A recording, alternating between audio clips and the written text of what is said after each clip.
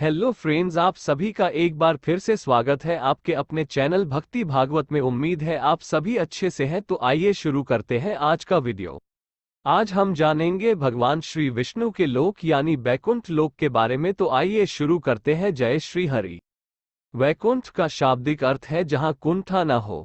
कुंठा यानी निष्क्रियता, अकर्मण्यता, निराशा, हताशा, आलस्य और दरिद्रता। इसका मतलब ये हुआ कि वैकुंठ धाम ऐसा स्थान है जहां कर्महीनता नहीं है, निष्क्रियता नहीं है। कहते हैं कि मरने के बाद पुण्य कर्म करने वाले लोग स्वर्ग या वैकुंठ जाते हैं। हालांकि वेद यह नहीं कहते हैं कि मरने के बाद लोग स्वर्ग या वैकुंठ जाते हैं। वेदों में मरने के बाद की गतियों के बारे में उल्लेख मिलता है और मोक्ष क्या होता है इस पर ही ज्यादा चर्चा है। खैर, हम आपको पुराणों की धारणा अनुसार बताना चाहेंगे कि वैकुंठ धाम कहाँ है और वो कैसा है। वैकुंठ धाम कहाँ है? हिंदू धर्म के अनुसार कैलाश पर महादेव, ब्रह्मलोक में ब्रह्मदेव बसते हैं। उसी तरह भगवान विष्णु का निवास वैकुंठ में बताया गया है। वैकुंठ लोक की स्थिति 3 जगह बताई गई है: धरती पर, समुद्र में और स्वर्ग के ऊपर। वैकुंठ को विष्णु लोक और वैकुंठ सागर भी कहते हैं। भगवान श्री कृष्ण के बाद इसे गोलोक भी कहने लगे। चूंकि श्री कृष्ण और विष्णु एक ही हैं, इसीलिए श्री कृष्ण के निवास स्थान को भी वैकुंठ कहा जाता है। पहला वैकुंठ धाम धरती पर बद्रीनाथ, जगन्नाथ और द्वारिकापुरी को भी वैकुंठ धाम कहा जाता है। चारों धामों में सर्वश्रेष्ठ हिंदुओं का सबसे पावन तीर्थ बद्रीनाथ नर और नारायण पर्वत श्रृंखलाओं से घिरा अलकनंदा नदी के बाएं तट पर नीलकंठ पर्वत श्रृंखला की पृष्ठभूमि पर स्थित है। भारत के उत्तर में स्थित यह मंदिर भगवान विष्णु का दरबार माना जाता है। बद्रीनाथ धाम में सनातन धर्म के सर्वश्रेष्ठ आराध्य देव श्री बद्रीनारायण भगवान के 5 स्वरूपों की पूजा अर्चना होती है। विष्णु के इन 5 रूपों को पंच बद्री के नाम से जाना जाता है: श्री विशाल बद्री, श्री योग ध्यान बद्री, श्री भविष्य बद्री, श्री वृद्ध बद्री और श्री आदि बद्री। बद्रीनाथ के अलावा द्वारिका और जगन्नाथपुरी को भी वैकुंठ धाम कहा जाता है। कहते हैं कि सतयुग में बद्रीनाथ धाम की स्थापना नारायण ने की थी। त्रेतायुग में रामेश्वरम की स्थापना स्वयं भगवान श्री राम ने की थी।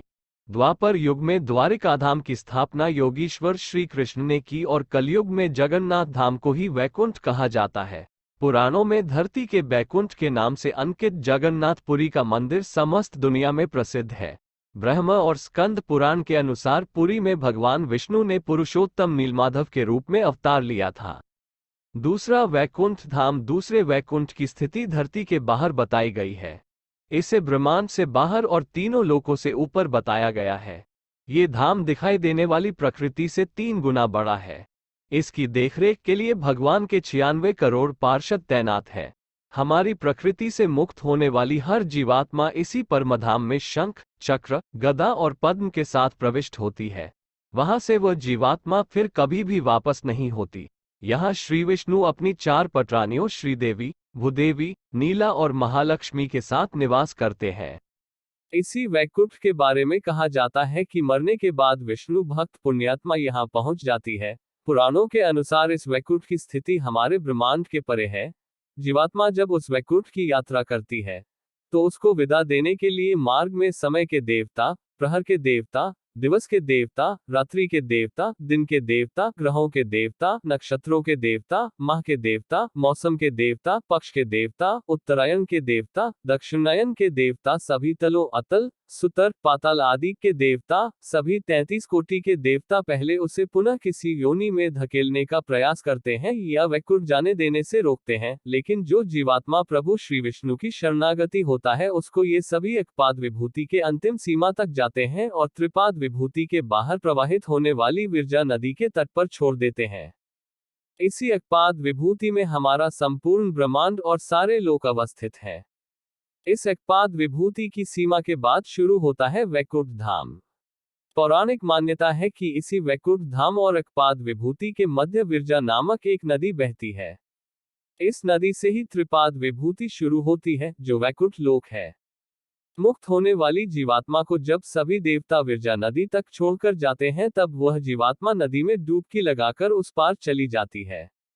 उस पार से पार्षदगण उसको सीधे श्रीहरि विष्णु के पास ले जाते हैं। वहां वह उनके दर्शन करके परम आनंद को प्राप्त करता है। इस प्रकार त्रिपाद विभूति में ही वह जीवात्मा सदा के लिए स्थापित हो जाती है। पुराणों में इस वैकुंठ धाम का बड़ा ही रोचक चित्रण किया गया है। ओम नमो नारायणाय नमः।